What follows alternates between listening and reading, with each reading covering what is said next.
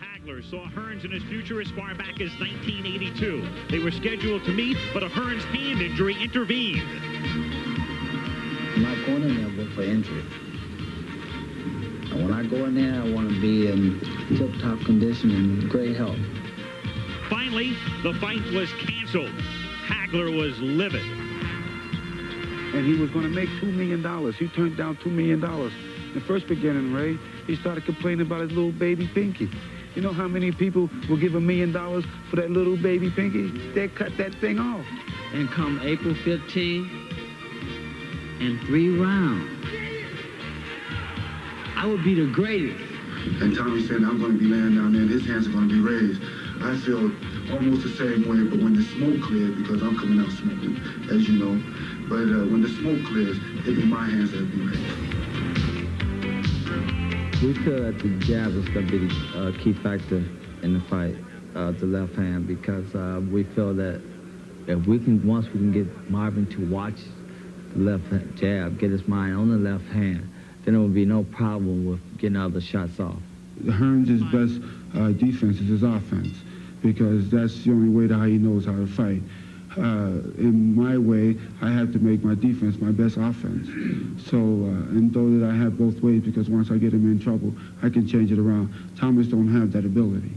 I'm here to show the world that I have the ability to punch and power, to get in there and knock out middleweights, light heavyweights, whatever, welterweights, all the way up to the light heavyweight division. I have that power. I have my mind focused on one thing, and that's to destroy him. That is to knock him out. If I have the opportunity, if it's there, I'm going to take it. I think that this fight here will put me in the position to make greatness and put me one step closer to greatness, and which is to win the 4 titles. That's what I feel. War. That's what's on my mind. I don't see the fight going 12 rounds.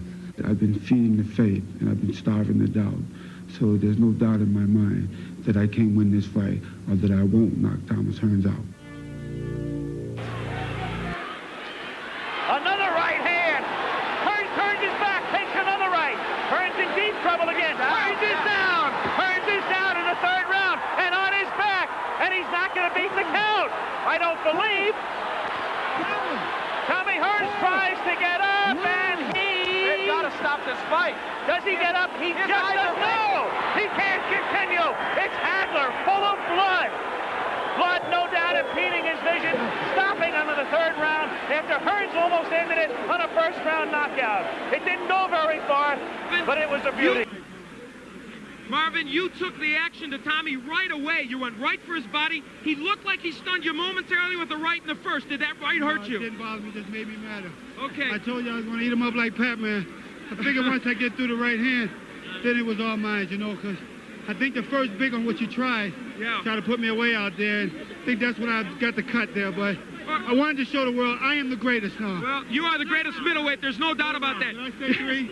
You went right for the body. Was that your plan immediately? That was the way we planned. I want to thank all my sparring partners.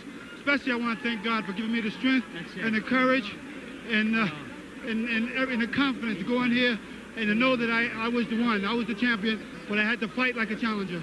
That fight, I think, took tremendous courage on your part for this reason. You walked right in against the cannon. You were willing to take the right hand to knock him out. You got it. I figured I had to take punches or to give some, but I told you he was going to get some too. This was, in some ways, not like the Marvin Hagler we've often seen. Not the ring technician. You bombed. That's it. That's what I felt. I felt as though in every one of my fights I've been fighting, I improved, and I put it all together in this fight. The Petronelli's here. I guess you've got to be just thrilled with this. It's probably your biggest moment. The greatest. There's this guy. Does he? Now that we take care of the wise guys, the hurt man, the hit man.